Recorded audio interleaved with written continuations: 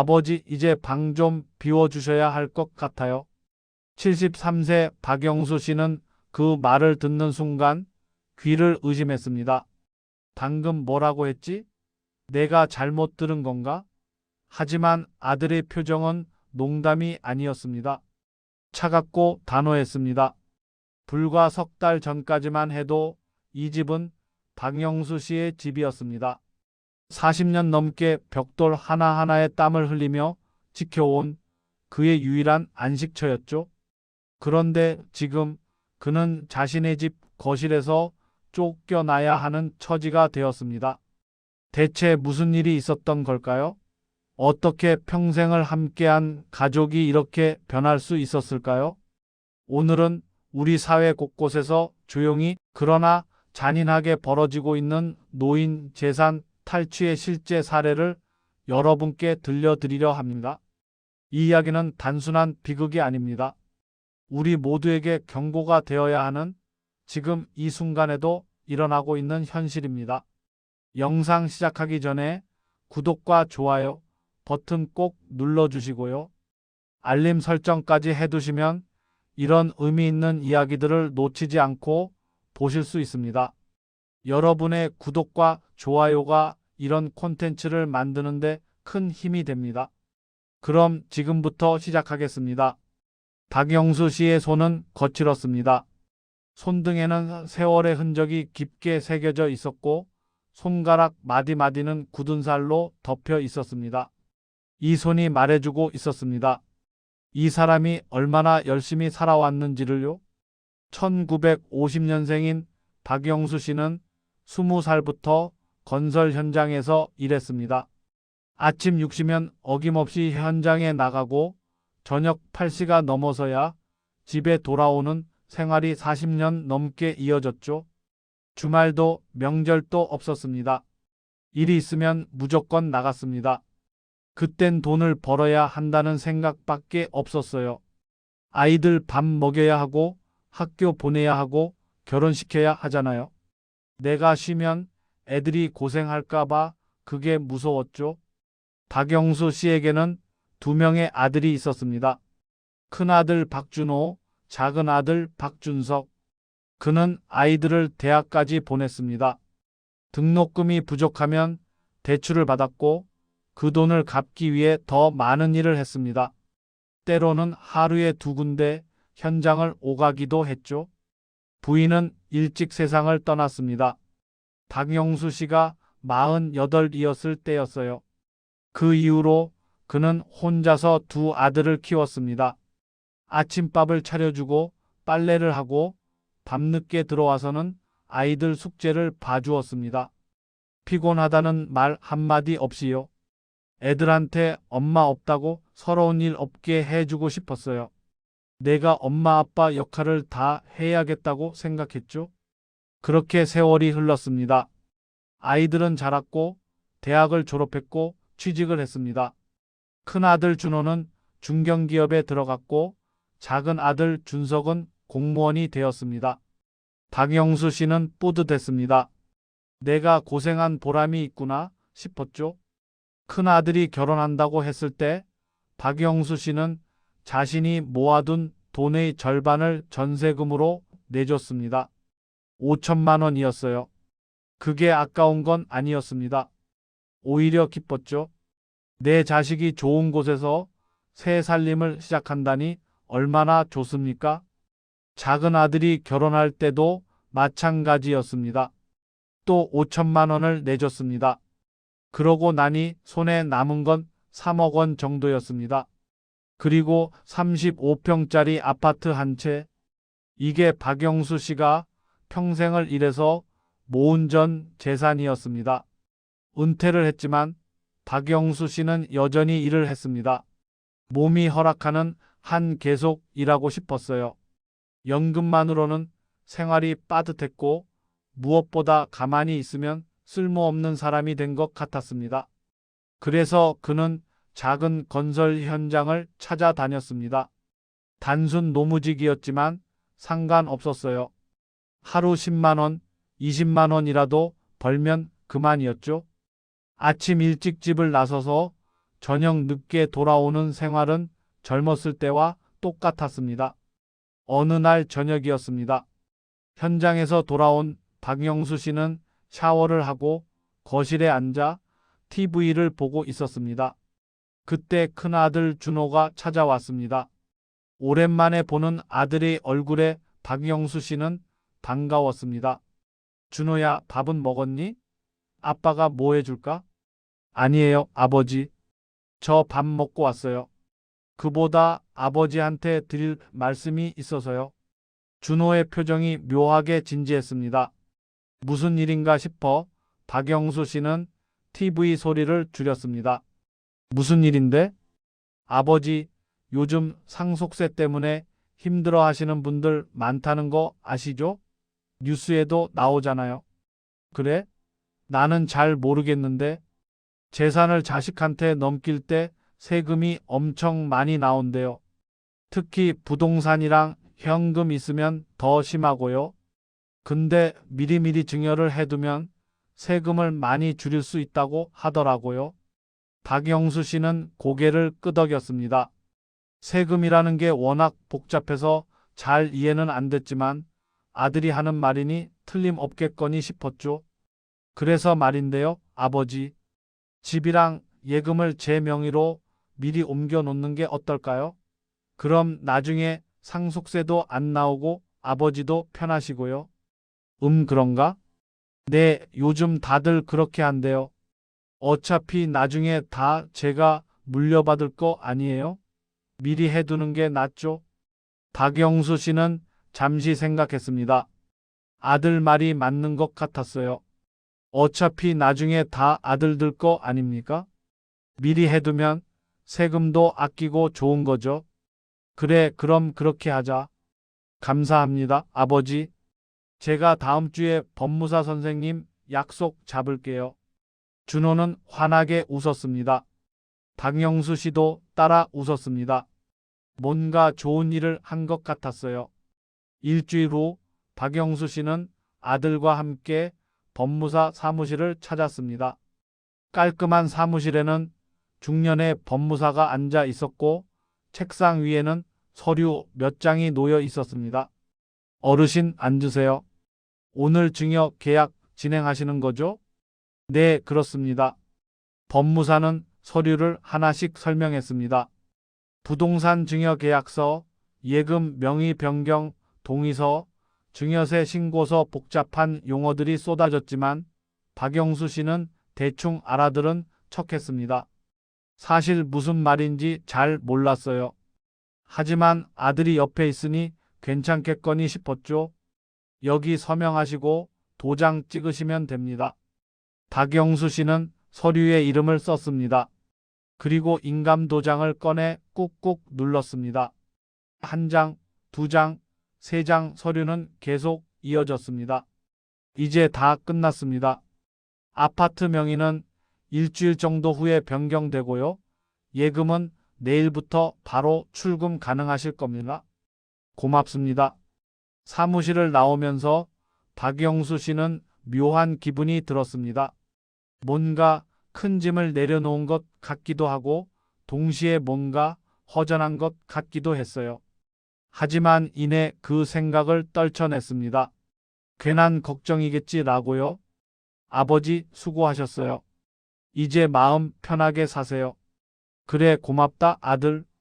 준호는 아버지를 집까지 바래다 주고는 돌아갔습니다. 박영수 씨는 집에 들어와 거실 소파에 앉았습니다. TV를 켰지만 내용이 머리에 들어오지 않았어요. 처음 며칠은 별일 없었습니다. 박영수 씨는 여전히 현장에 나갔고 저녁에는 TV를 보거나 동네 친구들과 막걸리를 한잔했습니다. 평범한 일상이었죠. 그런데 일주일쯤 지났을 때였습니다. 큰아들 준호가 다시 집에 왔습니다. 이번에는 며느리와 손자까지 함께였어요. 아버지 안녕하세요. 오 왔니? 손주도 데리고 왔네. 들어와 들어와. 박영수 씨는 반가워서 현관문을 활짝 열어줬습니다. 하지만 아들의 표은 지난번처럼 환하지 않았습니다. 거실에 앉은 준호는 한참을 말을 꺼내지 못했습니다.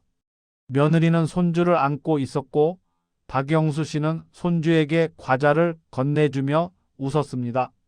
준호야, 무슨 일 있니? 표정이 안 좋은데? 아버지 사실은요? 준호는 말을 더듬었습니다. 그러다가 결국 입을 열었습니다. 저희가 이 집에서 같이 살면 안 될까요? 응? 너희가? 여기서? 네, 지금 전세 사는 집이 너무 좁아요. 애도 크고 있고, 짐도 많고, 어차피 이 집이 이제 제 명의잖아요. 저희가 여기 들어와서 살면 어떨까 해서요. 박영수 씨는 순간 당황했습니다.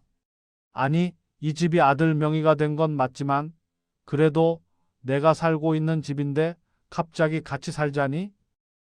그게 아빠도 아직 여기 살아야 하는데. 아버지, 저희도 공간이 필요해요. 아이도 있고요. 방 하나는 아버지 쓰시고 나머지는 저희가 쓰면 되잖아요. 박영수 씨는 말문이 막혔습니다. 내 집인데, 아니 이제는 아들 집인데 어떻게 해야 하지? 아버지 생각 좀 해보세요. 저희도 답답해서 이러는 거예요. 그날 저녁 아들 가족은 돌아갔습니다. 박영수 씨는 혼자 남아 밤새 잠을 이루지 못했습니다. 뭔가 잘못됐다는 생각이 들었지만 뭐가 잘못된 건지 정확히 알 수 없었어요. 며칠 후 준호는 다시 전화를 했습니다. 아버지, 다음 주 토요일에 이사 갈게요. 뭐? 이사? 네, 제 집이잖아요. 저희 이사 오기로 했어요. 그럼 아빠는 어떻게 하고? 전화 너머로 잠시 침묵이 흘렀습니다. 그리고 준호의 목소리가 들려왔습니다. 아버지, 미안한데요. 방이 부족해서요. 아버지가 좀 나가주셔야 할 것 같아요. 뭐? 박영수 씨는 자신의 귀를 의심했습니다. 지금 뭐라고 한 거지? 지금 뭐라고 했니? 아버지, 저희도 어쩔 수 없어요. 공간이 필요하다니까요. 작은 집에라도 구하시면 안 될까요? 작은 집? 내가? 내 집에서 나가라고? 이제 제 명의 집이잖아요, 아버지. 법적으로도 제 거예요. 그 순간 박영수 씨는 온몸에 소름이 돋았습니다. 아들의 목소리는 차갑고 단호했습니다. 농담이 아니었어요. 준호야, 너 지금 정신이 있니? 아빠한테 나가라고? 아버지, 저도 가족이 있어요. 이해해 주세요. 이해? 이해를 어떻게 해? 내가 평생 일해서 모은 집인데? 법적으로는 제 집이에요, 아버지. 아버지가 직접 증여하셨잖아요. 전화는 끊겼습니다. 박영수 씨는 멍하니 핸드폰을 들고 서 있었습니다. 다리에 힘이 풀려 주저앉았어요. 무슨 일이 일어난 건지 믿을 수가 없었습니다. 마이너스 마이너스 마이너스 해시태그 사부 쫓겨난 남자. 그 다음 주 토요일 이삿짐 센터 트럭이 아파트 앞에 섰습니다. 큰아들 준호 가족이 정말로 이사를 온 것입니다. 박영수 씨는 그 광경을 멍하니 바라봤습니다. 아버지 짐 빼셨어요? 준호가 무심하게 물었습니다. 박영수 씨는 대답하지 못했어요. 어제 밤새 가방 하나에 옷가지를 챙겼지만 도저히 현실로 받아들여지지 않았습니다. 아버지 이삿짐 들어와야 하는데요. 며느리의 목소리도 차갑기는 마찬가지였습니다. 박영수 씨는 천천히 방으로 들어가 가방을 들었습니다. 70년 넘게 살아온 삶이 가방 하나에 담겼습니다. 현관을 나서는 박영수 씨를 아들은 배웅조차 하지 않았습니다. 이미 이삿짐을 나르느라 바빴거든요. 엘리베이터를 타고 내려오는 내내 박영수 씨의 눈에서는 눈물이 흘렀습니다. 어디로 가야 하지? 갈 곳이 없었습니다. 일단 동네 찜질방에서 하룻밤을 보냈습니다. 뜨끈한 돌바닥에 누워 있었지만 잠은 오지 않았어요. 천장을 바라보며 박영수 씨는 생각했습니다. 내가 뭘 잘못한 걸까? 자식을 잘못 키운 걸까? 다음 날 그는 부동산을 찾아갔습니다. 한 달에 40만 원짜리 원룸을 계약했습니다. 보증금 500만 원은 그나마 가지고 있던 돈으로 냈어요. 중요할 때 예금 3억을 다 넘겼지만 작은 통장에 남아있던 1,000만 원 정도가 있었거든요. 원룸은 5평도 안 되는 작은 공간이었습니다. 방 하나에 화장실 하나, 창문 밖으로는 옆 건물 벽만 보였어요. 햇빛도 잘 들지 않았습니다. 박영수 씨는 짐을 풀었습니다. 옷가지 몇 벌, 낡은 이불 하나, 그리고 액자 하나. 부인과 함께 찍은 사진이었어요. 그는 액자를 벽에 걸고 한참을 바라봤습니다. 여보, 내가 어떡하면 좋겠소? 정말 모르겠소. 그날부터 박영수 씨의 삶은 완전히 바뀌었습니다. 여전히 현장에 나갔지만 예전 같지 않았어요. 일을 해도 기운이 나지 않았습니다. 몸도 점점 약해졌고요. 월세 40만 원에 식비, 공과금까지 하면 한 달에 100만 원 정도가 필요했습니다. 하지만 현장 일은 매일 있는 게 아니었어요. 한 달에 열흘 일하면 다행이었습니다. 돈은 점점 바닥나기 시작했습니다. 어느 날 박영수 씨는 작은 아들 준석에게 전화를 했습니다. 준석아, 아빠다. 아, 아버지. 무슨 일이세요? 저기 혹시 돈 좀 빌려줄 수 있니? 월세가 좀 밀려서. 아버지, 저도 애들 학원비에 대출 갚느라 여유가 없어요. 형한테 부탁해 보세요. 형이 그렇게 됐는데 어떻게? 제가 뭘 어떻게 해드릴 수가 없네요. 죄송해요. 전화는 또 끊겼습니다. 박영수 씨는 핸드폰을 내려놓고 한숨을 쉬었습니다. 그러던 어느 날 큰아들 준호에게서 전화가 왔습니다. 2달 만이었어요. 아버지, 저예요. 준호야. 아버지, 그동안 생각 많이 했어요. 제가 좀 심했던 것 같아요. 박영수 씨의 가슴이 뛰었습니다. 아들이 잘못을 인정하는 건가? 집으로 다시 돌아오라고 하는 건가? 정말이니? 네, 그래서요. 아버지, 용돈 좀 드릴게요. 한 달에 20만 원씩요. 그 정도면 생활하시는데 보태실 수 있죠? 박영수 씨는 말문이 막혔습니다. 20만 원? 3억을 넘겨준 아버지에게 20만 원을 준다고? 준호야, 너 정신 차려라. 20만 원이 뭐냐? 아버지, 그거라도 감사하게 생각하세요. 안 줘도 되는데 주는 거예요. 뭐? 법적으로 저한테 아무 의무 없어요. 증여받은 거니까요. 그래도 제가 도의적으로 도와드리는 거잖아요. 이 자식아. 박영수 씨는 소리를 질렀습니다. 하지만 아들은 아랑곳하지 않았어요. 아버지 욕하시면 저도 끊을 거예요. 20만 원 받으실래요? 말래요? 됐다, 됐어. 한 푼도 필요 없다. 박영수 씨가 전화를 끊었습니다. 손이 부들부들 떨렸어요. 그날 밤 박영수 씨는 소주 한 병을 사서 원룸으로 돌아왔습니다. 혼자 소주를 마시며 창밖을 바라봤어요. 어두운 밤하늘에는 별도 보이지 않았습니다. 내가 뭘 잘못한 거냐? 그는 중얼거렸습니다.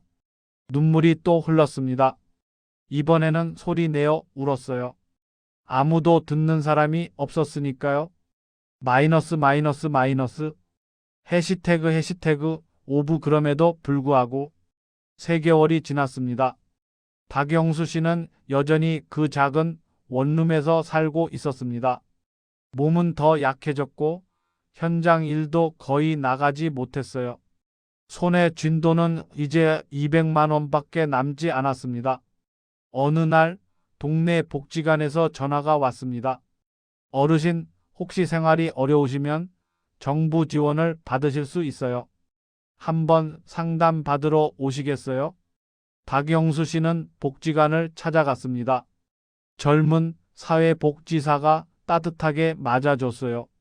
어르신, 자녀분들은 안 계세요? 있기는 합니다만 박영수 씨는 더 이상 말을 잇지 못했습니다. 복지사는 조심스럽게 물었습니다. 혹시 자녀분들과 연락이 안 되시나요?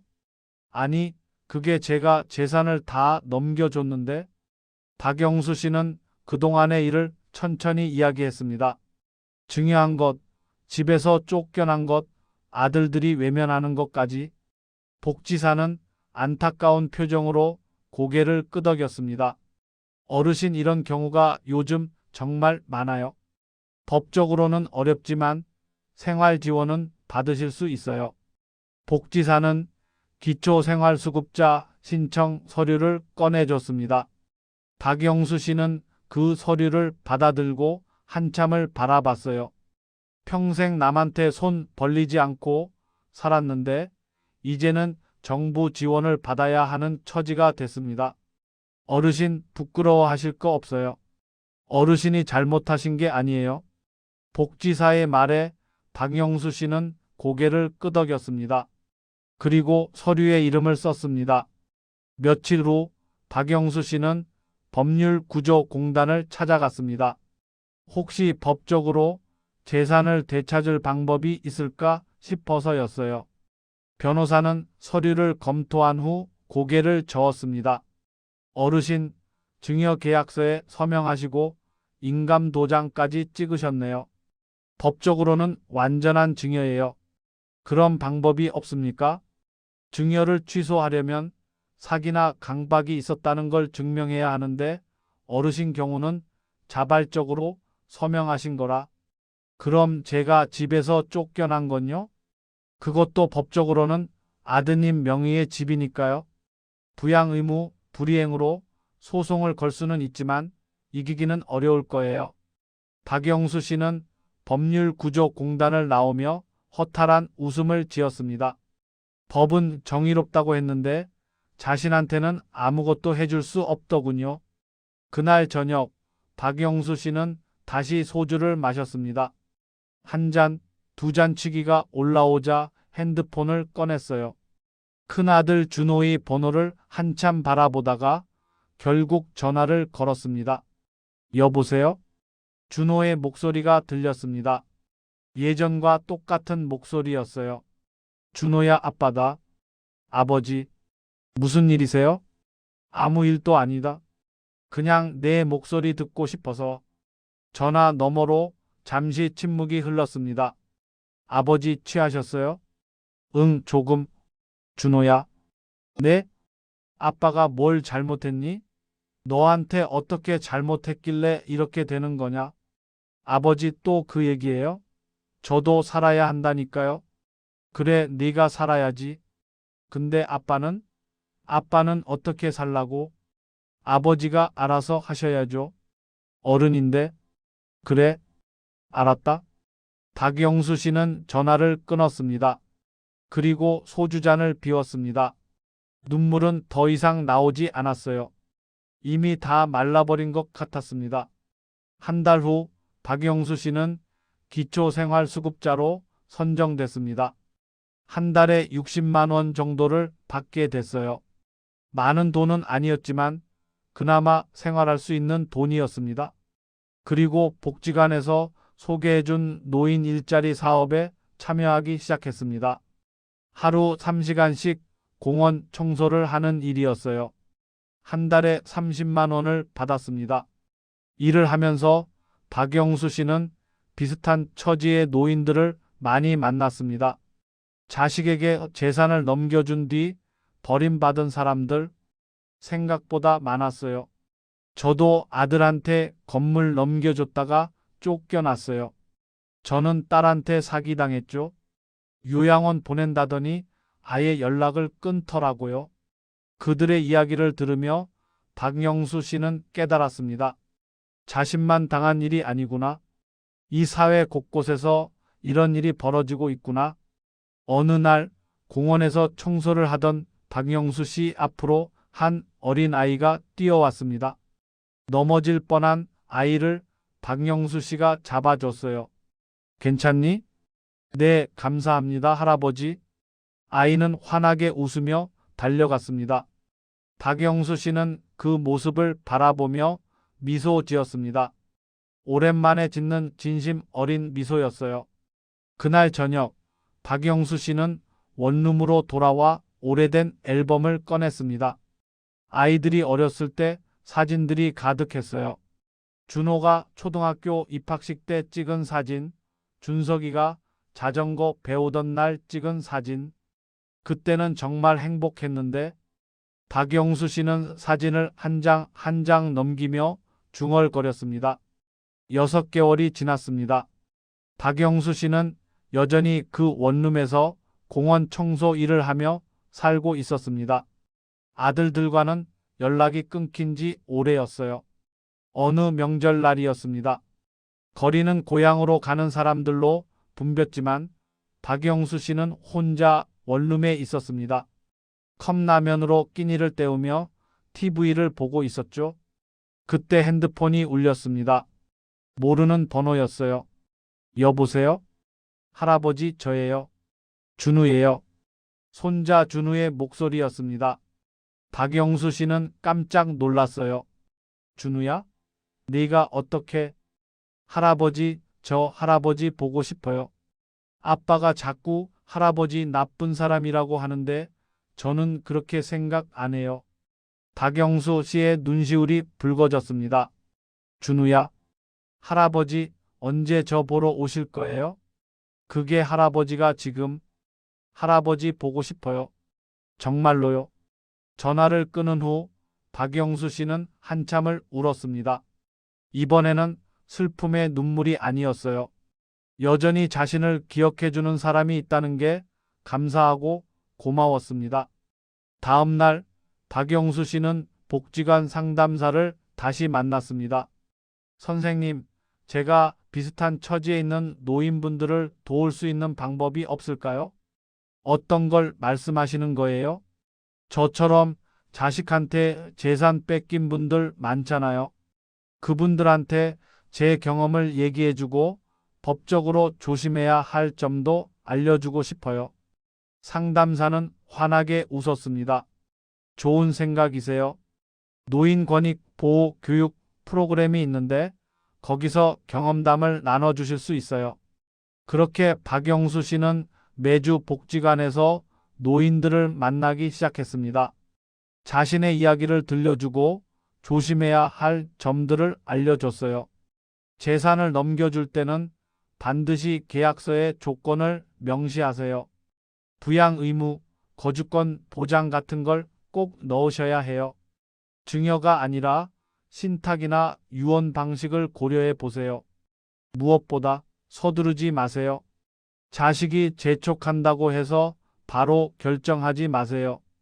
박영수 씨의 강의를 듣고 눈물을 흘리는 노인들도 있었습니다.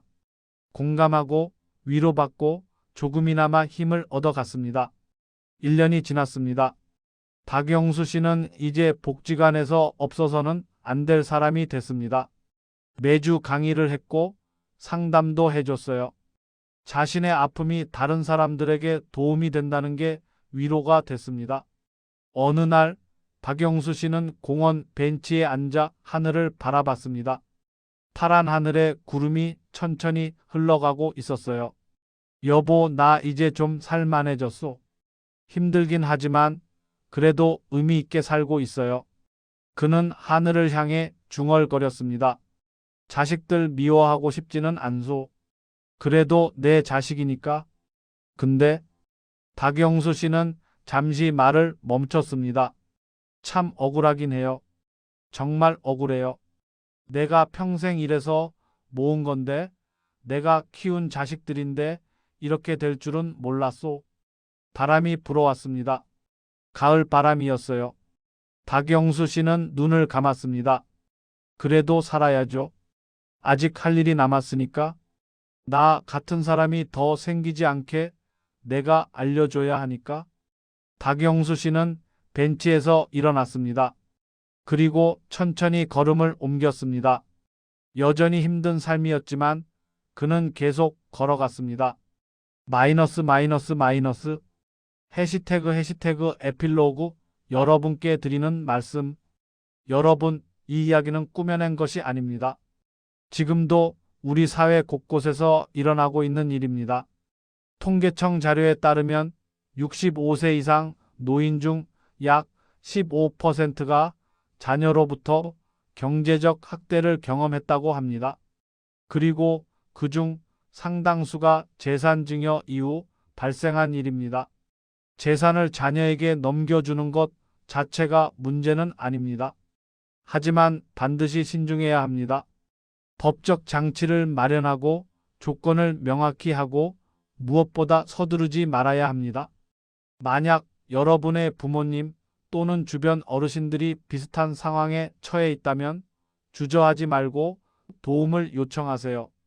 법률구조공단, 노인보호전문기관, 지역복지관 등에서 상담을 받을 수 있습니다. 그리고 무엇보다 중요한 건 가족입니다. 재산이 가족을 갈라놓게 해서는 안 됩니다. 서로 대화하고 이해하고 존중하는 것, 그것이 진정한 가족의 모습이 아닐까요? 이 영상이 여러분께 작은 교훈이 되었기를 바랍니다. 그리고 박영수 씨 같은 분들이 더 이상 생기지 않기를 진심으로 바랍니다. 영상 끝까지 시청해 주셔서 감사합니다. 구독과 좋아요, 알림 설정 부탁드리고요. 댓글로 여러분의 생각도 나눠주시면 감사하겠습니다. 다음에 더 좋은 이야기로 찾아뵙겠습니다. 감사합니다.